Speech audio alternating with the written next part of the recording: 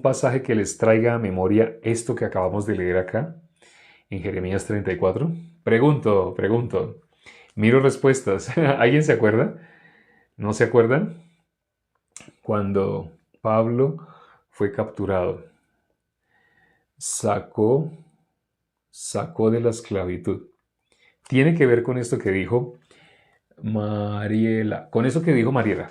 Sacó de la esclavitud. Qué pena, estoy muy lejos, Mariela, estoy muy lejos del celular. Entonces, leer los nombres aparecen como en gris clarito. Entonces, es un poco más complejo verlo. Y eso que pusimos un fondo negro con esa intención de que se pudieran ver los comentarios. Sacó de la esclavitud. ¿No se acuerdan de algo en el Nuevo Testamento? Hay algo en el Nuevo Testamento que tiene que ver con esto que hizo el pueblo de Israel. Yo les puedo decir, y ahorita vamos a hablar de ese pasaje, pero es importante que ustedes se acuerden. Porque si yo solamente se los nombro, la verdad os hará libres. Bueno, un versículo que tiene que ver, también hoy inevitablemente vamos a tener que mencionarlo. Querían volver a la ley. Bueno, creo que ya se está acabando el tiempo, entonces listo, ya ahora sí, es la respuesta. Entonces, cuando miramos en el Nuevo Testamento, aparece, vete y no peques más. Pero para que sea vete y no peques más, es como si Jesús la hubiera dejado, pero después Jesús se hubiera arrepentido. Y Jesús la hubiera alcanzado y no, tú tienes que morir apedreada. Así, pero Jesús no, obviamente Jesús no hizo así. Hay un pasaje en la Biblia en el Nuevo Testamento que sí es así, muy parecido a esta historia. Judá, en el Nuevo Testamento, Ya en el Nuevo Testamento, pues, bueno, ya vamos a decir ahora sí. Romanos 6:6. Romanos 6:6. No, no, Romanos 6:6 no. No. ¿Qué otro pasaje? No, nada, ya se dan. Bueno, ustedes se acuerdan de ese pasaje donde nuestro Señor Jesucristo explica Roma y Jerusalén, no sé. Bien, listo. Entonces ahora sí vamos a explicar. Cuando nuestro Señor Jesucristo explica que había alguien que tenía una deuda muy grande, ya se acordaron, ¿no? Tenía una deuda muy, muy grande, una deuda que no iba a poder pagar nunca, no, nadie la puede pagar, es una deuda muy grande. Entonces el dueño le dijo, págame. Entonces él le suplicó y él le perdonó la deuda, sí, le perdonó.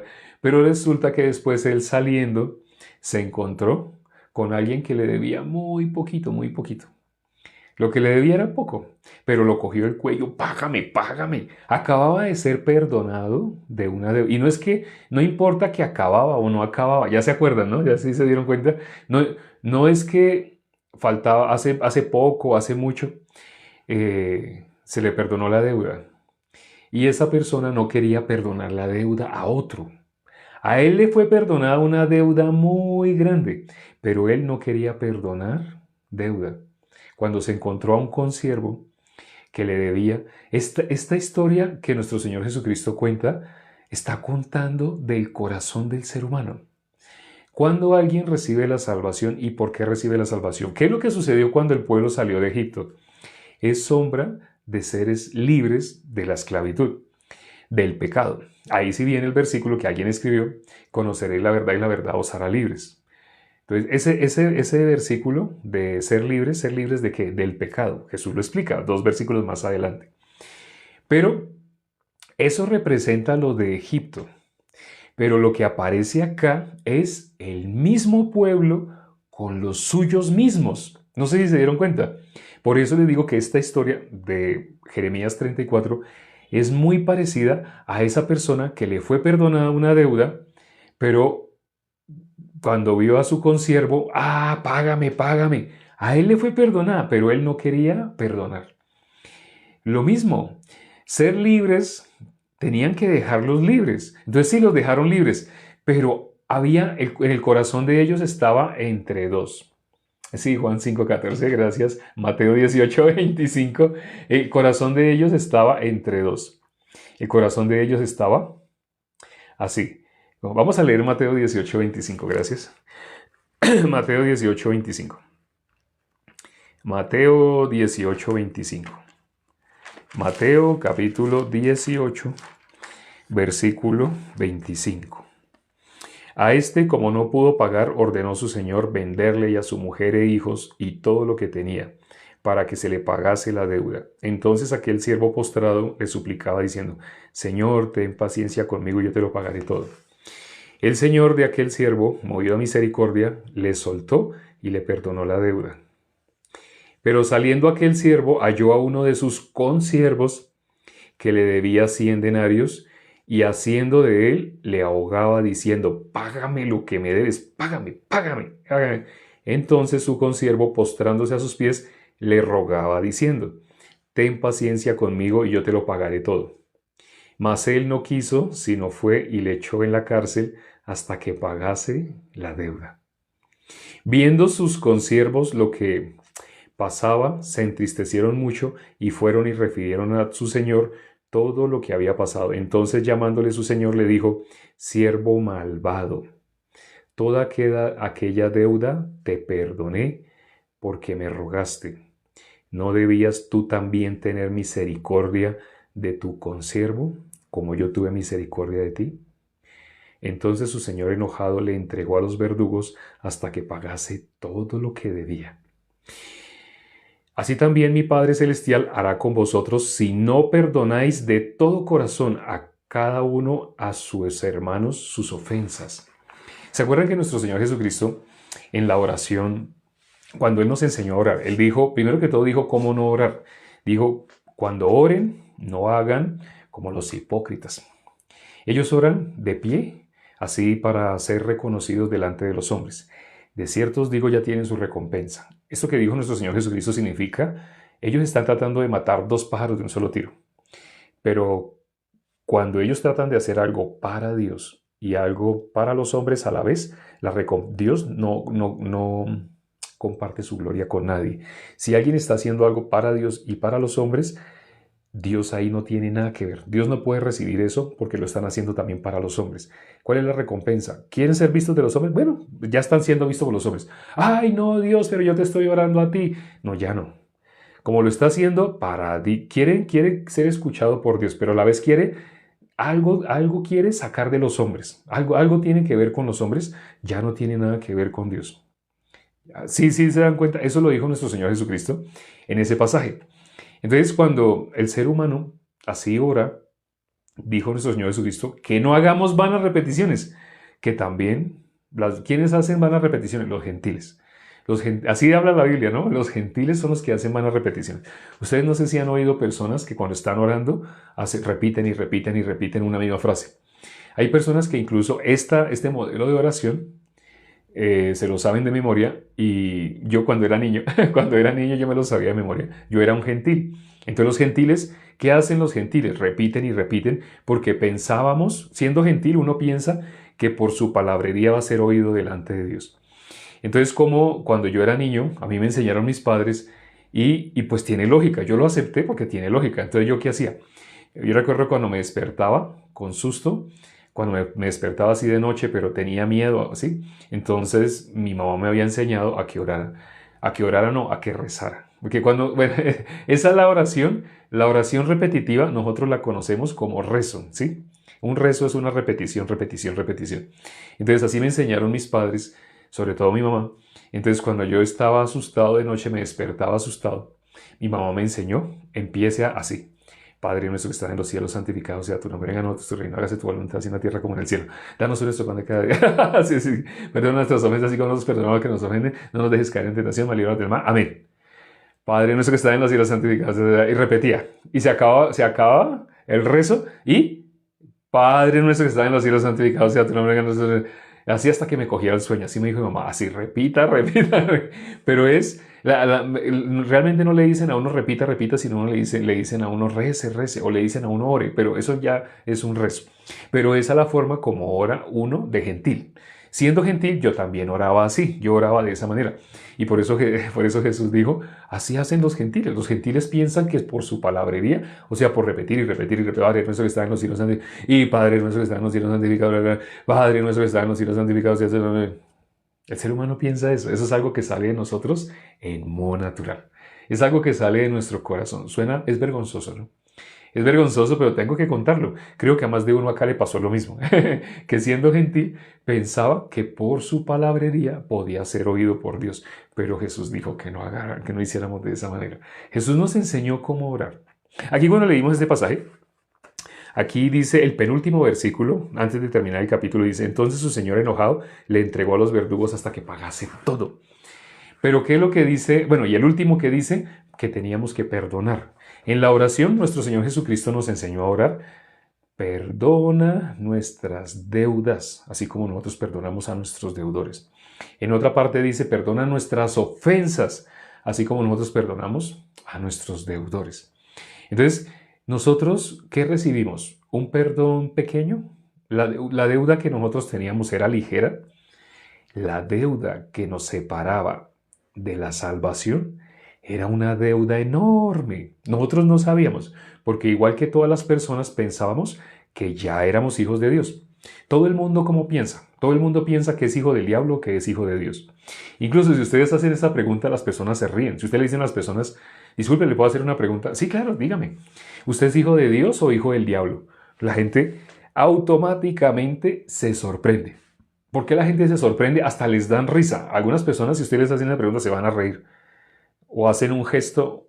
Hay expresiones faciales, ¿no? Expresiones gestuales que demuestran si hay enojo, si hay risa, si hay burla. Pero hay personas que se van a burlar. O sea, todo el mundo le va a parecer rara esa pregunta. ¿Por qué les parece rara? Hago esta pregunta. ¿Por qué a la gente le parece rara? Cuando le hacemos esta pregunta, ¿por qué se ríen? ¿Por qué se burlan? ¿Qué es lo por qué hacen eso? Cuando le decimos usted es hijo de Dios o es hijo del diablo, automáticamente hacen gestos burlescos como, o sea, están pensando, ¿qué le pasa? ¿Por qué creen que hace eso? No, alguien escribió, porque no la creen.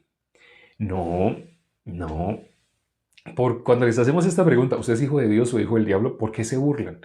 ¿Por qué les parece rara? ¿Por qué reaccionan como chocante ante esta pregunta? Es una pregunta ilógica. ¿Creen que todos son hijos de Dios? Ya, yo ni lo contesto, alcancé a leer. Eso, ya, y veo que varios lo contestaron casi al tiempo. Sí, porque todo el mundo cree que es hijo de Dios. La Biblia dice que nuestro corazón es engañoso y perverso, pero ustedes ¿cómo lo corroboran? Ustedes saben bíblicamente, quienes han estado acá en el en vivo, saben conforme a la Biblia que todo ser humano nace, llega a este mundo destituido de la gloria de Dios. Todo el mundo nace así. Todo el mundo viene con esa, como suena feo, pero lo tengo que decir, con esa maldición. Todo ser humano viene con esa maldición. ¿Viene? ¿Desde dónde viene maldecido? Desde Génesis 3. Suena feo, pero es la verdad. Entonces, uso una palabra que sé que a mucha gente no le gusta o sería chocante, pero es eso. Todo el mundo nace en maldición. Todo el mundo nace siendo del diablo. Por eso cuando les hacemos esta pregunta, ¿por qué se burlan, se ríen? Porque no conocen, no tienen conocimiento del mundo de Dios. Lo que conocen de Dios es lo que sus pensamientos dicen de Dios. Las personas dicen de Dios que piensan de Dios, que todos somos hijos de Dios. Como las personas piensan de esa manera, si les hacemos la pregunta, ¿usted es hijo de Dios o del diablo? Las personas se aterran porque nadie quiere ser hijo del diablo, pero es que no les estamos preguntando. Ustedes se dieron cuenta hace poco, el hermano Álvaro, él compartió una pregunta que ha hecho, ¿no? Él le ha mostrado Juan 9:31 a las personas y les dice lean. Y las personas leen y dicen, ¿cómo es que decía el hermano Álvaro? Cuando están leyendo dicen, Dios oye a los pecadores. Así leen. Yo no he hecho la prueba, pero la he hecho con otros versículos, pero con ese lo tengo que hacer. Uno los pone a que lea y dice el hermano Álvaro que cuando leen, ¿cómo leen? Dios oye a los pecadores. Y él les dice, lean otra vez. Y vuelven y leen, Dios oye a los pecadores. Porque sabemos que Dios oye. Lee atentamente. Fíjate, hay algo que tú no estás leyendo. Lee bien, lee más despacio. Sabemos que Dios no se dan cuenta que ahí dice no oye a los pecadores, sino dicen Dios oye a los... Porque el ser humano lee con un prejuicio. Lee de la palabra de Dios lo que él quiere que sea la palabra de Dios. Ya sabemos, y ya lo hemos hablado, lo hemos compartido aquí varias veces, ese es el origen de las religiones.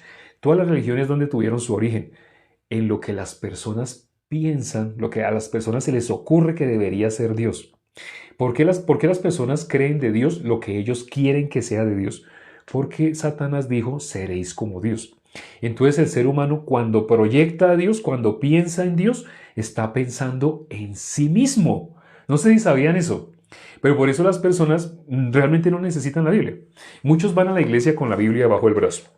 Van con la Biblia bajo el brazo y solo la abren y eso si la llegan a abrir, solo la abren si el predicador le dice vamos a tal lado, pero muchos ni la abren porque no conocen. Entonces si dice vamos a ver Gálatas, si de pronto el predicador dice vamos a ver Gálatas, ellos como que la van a abrir, pero se acuerdan que pueden hacer el ridículo. Piensan así, es que está yo buscando Gálatas y otra persona que esté al lado mío me diga, no, venga, yo se la busco. Venga, présteme la Biblia, yo se la busco y se la paso, porque veo que usted no sabe nada. Entonces las personas, por el temor a que alguien les coja la Biblia y les busque, entonces las personas como, Gálatas, bueno, ya va a salir en la pantalla. Ahí uno ve, no tienen nada de conocimiento de Dios, nada. ¿Qué es lo que conocen de Dios? Lo que sus pensamientos les dice que debería ser Dios. Así se formaron todas las religiones, por los pensamientos del ser humano y después, ahora sí se buscan versículos para tratar de acomodarlos. Les conté con vergüenza, no sé si se acuerdan, que yo hice un libro en convenio con el Banco de la República, acá en el país que me encuentro, en la sala de investigadores me dieron por 6 meses. Yo estuve internado leyendo todo tipo de material, porque estaba haciendo un libro. El libro que yo estaba haciendo, Ayuda Idónea. Realmente, disculpen lo que voy a decir, lo que yo hice fue un compendio de lo que todos los hombres piensan de las relaciones de pareja. Eso fue lo que yo hice. O sea, yo hice un libro de cómo ser un excelente esposo, una excelente humanamente. Eso es verdad, eso es mentira. Ustedes oyeron al hermano Álvaro hablando de la realidad y la verdad. La realidad y la verdad. ¿Sí se acuerdan, no? Entonces, lamentablemente, pues yo estaba en esa época solo en la realidad. Entonces, yo leía el material de personas que estudiaron mucho, libros que eran bestseller. Yo leía ese material, iba sacando apuntes para hacer mi libro. ¿Y cómo iba a llamar ese libro? Un libro cristiano. Supuestamente era un libro cristiano. Es vergonzoso es lo que estoy diciendo. Es vergonzoso, pero tengo que contar porque ese es el corazón del ser humano en modo natural. Entonces, una vez que, después de 6 meses, cuando ya había terminado mi libro, ¡ay!, caí en cuenta que algo le hacía falta. Como es un libro cristiano, hasta el nombre, Ayuda Idónea, es un libro cristiano. Entonces yo pensé, algo le hace falta. Ahí caí en cuenta, como es un libro cristiano, ¿qué tiene que tener? Hago esta pregunta, ¿qué creen ustedes que me hacía falta en mi libro? Había hecho un libro, un compendio de todo lo que los psicólogos, sociólogos y muchas personas con buenas intenciones hicieron libros de relaciones de pareja. ¿Qué creen que me hacía falta? Me hacía falta versículo, la palabra de... Bien, lo escribieron bien. Me hacían falta versículos. Y ahorita me da risa. En esa época, ¿no? En esa época para mí era algo serio. Para mí era, ya, ahora tengo que mirar la Biblia para saber cómo le encajo versículos. Entonces yo empecé a buscar versículos y busqué versículos. Y sabe que nada encajaba, nada de lo que yo leía.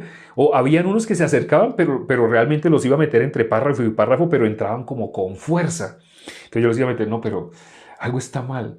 A partir de ese momento, yo sabía, algo está mal. Algo está mal. O sea, ¿por qué no logro meter los versículos? O sea, no encajaban los versículos.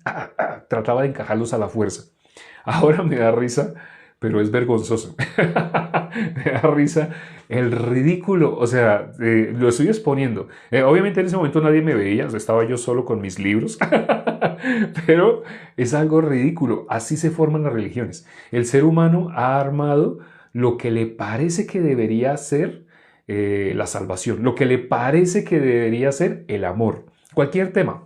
Ustedes pregunten a las personas, hagan una encuesta, por ejemplo, pregunten, ¿qué es amor? Y salgan a la calle y le dicen, disculpe, una pregunta. Sí, ¿qué es amor?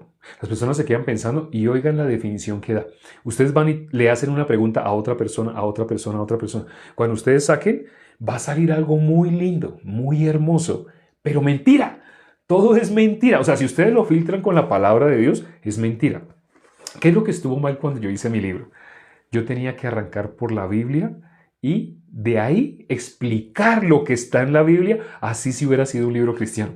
Pero yo lo que hice fue un libro muy lindo, muy bonito, con muchas teorías que no han funcionado, que ya cayeron, ya así, con muchas teorías lindas, bonitas, y después traté de meterle la palabra de Dios. Hice al revés, así no es. Yo era totalmente, ¿quién? Hijo del diablo. Como gentil, como buen hijo del diablo, estaba tratando de encajar a Dios en lo que yo determiné que debería ser, en lo que los hombres determinaron que debería ser. Incluso en esta época ya es muchísimo más fácil tener acceso a ese material que en mi época, en la época que yo hice ese libro hace años, fue por medio de libros en bibliotecas. Ya ahora es ChatGPT. Uno a ChatGPT le puede hacer preguntas y ChatGPT le va a decir lo que los hombres piensan de Dios.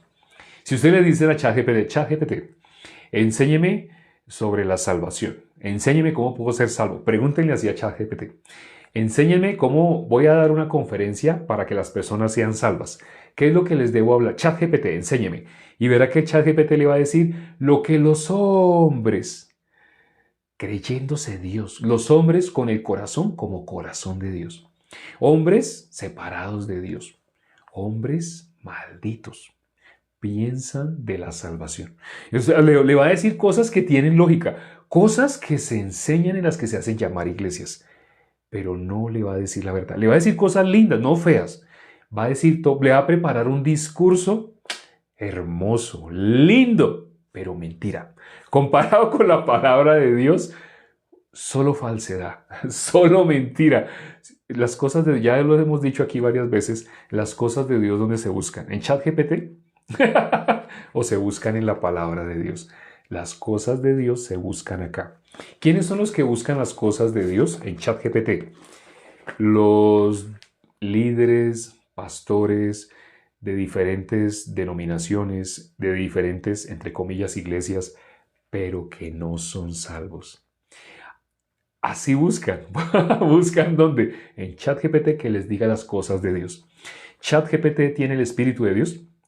O sea, dentro de ese algoritmo metieron el Espíritu Santo, o sea, como una extensión. Metieron como una extensión en las líneas de código, así metieron una extensión, la extensión de todo el código del Espíritu de Dios y lo metieron ahí.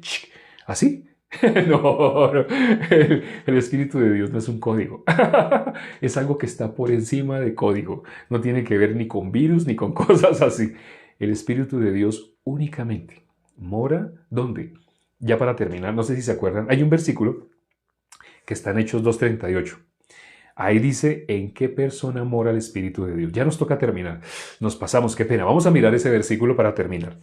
Hechos capítulo 2, versículo 38. Ahí dice, ¿dónde puede morar el Espíritu de Dios? ¿Dónde puede entrar el Espíritu de Dios? Si no se cumple ese requisito, no puede. Es imposible. Algunas personas cuando leen Hechos capítulo 2, 38, leen donde dice bautizarse, porque solamente entienden lo que ellos pueden hacer, bautizarse.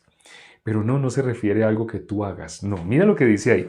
Ahí dice, Hechos 2:38, dice, Pedro les dijo, arrepentíos y bautícese cada uno de vosotros en el nombre de Jesucristo para perdón de los pecados. Y recibiréis el don del Espíritu Santo. No sé si se dieron cuenta en qué cosa dice énfasis. En algo que las que se hacen llamar iglesias no hacen énfasis. Hacen énfasis en la palabra arrepentirse, hacen énfasis en la palabra bautizarse, porque eso lo entienden. Porque ¿cómo lo entienden? Lo entienden como un rito que ellos pueden hacer físicamente, externamente. Bautizarme, ya, voy a comprar ropa, una bata blanca, ¿y qué día nos vemos allá? ¿En el río? Listo. Allá llego, yo llego allá sin falta. Y llegan allá, entonces piensa que bautizarse, poner una cara especial, poner los brazos así, y entonces el pastor les coloca la mano acá y los hunde en el agua y los saca. Y las personas piensan, ya me bauticé. No, no se refiere a eso. No tiene ningún sentido un rito físico si el bautizo no se hizo espiritual. El arrepentimiento. ¿Arrepentirse qué es? Pues hacer una cara, arrugar acá, arrugar aquí y decir, ay Señor, yo estoy arrepentida, arrepentido. Así. ¿Eso es arrepentimiento? Acercar y decir, yo me arrepiento. No, el arrepentimiento no es algo que tú hagas con tus gestos, con tu cara, arrodillándote, acostándote. El bautismo no es porque tú te sumerjas o no te... No, no, no, no. Eso es un rito externo que ciertamente se hace delante de las personas únicamente para testimonio, pero testimonio de que ya recibió el bautizo espiritual.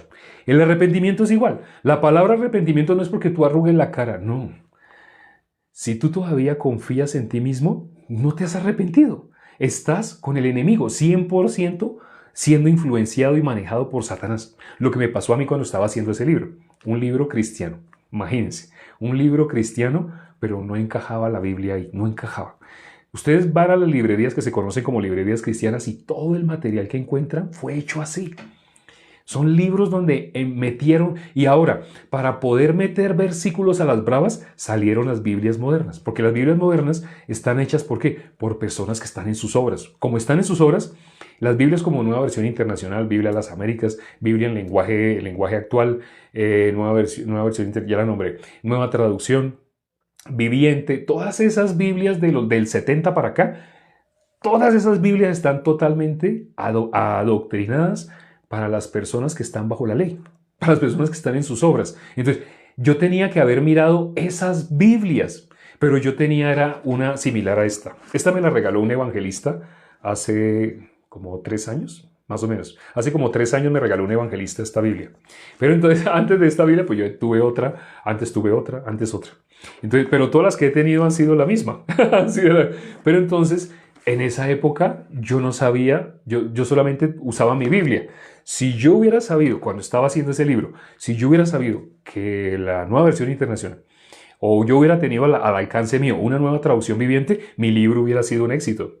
Porque le hubiera metido libros, versículos que están acomodados al pensamiento humano. Y como el libro que yo hice era de pensamiento humano, hubiera tenido un libro cristiano exitoso delante de los hombres. Delante de Dios no, porque eso no era cristiano. Yo mismo no era cristiano. Pero lamentablemente, no lamentablemente, gracias a Dios, gracias a Dios, mirando la escritura más parecida al original, no encajaba. No encajaba, porque es la más exacta al original. Si yo hubiera mirado las traducciones modernas, hubiera podido encajar fácil, todos esos versículos fácil, fluyen. Entraban, exacto, entre el pensamiento humano. Así, un libro que fue hecho por ChatGPT. En esta época sería el equivalente a un libro de Dios hecho por ChatGPT. Nada que ver, ¿qué tiene que ver eso? Vamos a orar ya para terminar, se nos pasó el tiempo, qué pena. Padre, gracias por este tiempo que nos permites para considerar tu palabra. Permite que los hermanos, así que han escuchado lo que hemos testificado, reflexionen sobre ese camino que el ser humano tiene en modo natural antes de conocer de Dios. Antes de ser verdaderamente hijos de Dios, las personas que creen de Dios, lo que sus pensamientos les dicen. Incluso las personas que se creen satánicas o las personas que hacen ritos supuestamente demoníacos y cosas así, todo eso que hacían era de hombres. Más satanismo hay en líderes y pastores. Más satanismo hay en líderes y pastores que en personas que se consideran brujos o que se consideran, no sé, que fueron esotéricos o que fueron, no sé, diabólicos. Más diabólico hay en líderes y pastores que hablan de la palabra de Dios humanamente. Satanás, en las personas que se creen satánicas, Satanás no tiene nada que hacer. Allá no está Satanás. Satanás en las personas que se creen cristianas. Se creen que son hijas de Dios, pero no son salvos. ¿A dónde están llevando a todas las personas a quienes les hacen creer de la misma manera que ellos? Los están llevando al castigo eterno. Satanás está feliz. Los ayudantes de Satanás no son las personas que se hacen llamar satánicas o brujos o hechiceros. No, no, no. Las personas satánicas puras, ayudantes de Satanás, los que parecen ministros de justicia. Pero como dice la Biblia, son ministros de Satanás.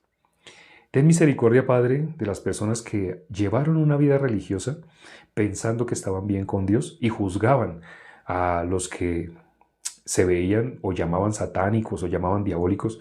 Permite, Señor, que se den cuenta, no eran ellos los satánicos. Satánicos eran esas mismas personas que estaban juzgando como brujos, herejes, no. Lamentablemente, la religión es totalmente al revés de nuestro Señor Jesucristo, de la verdad.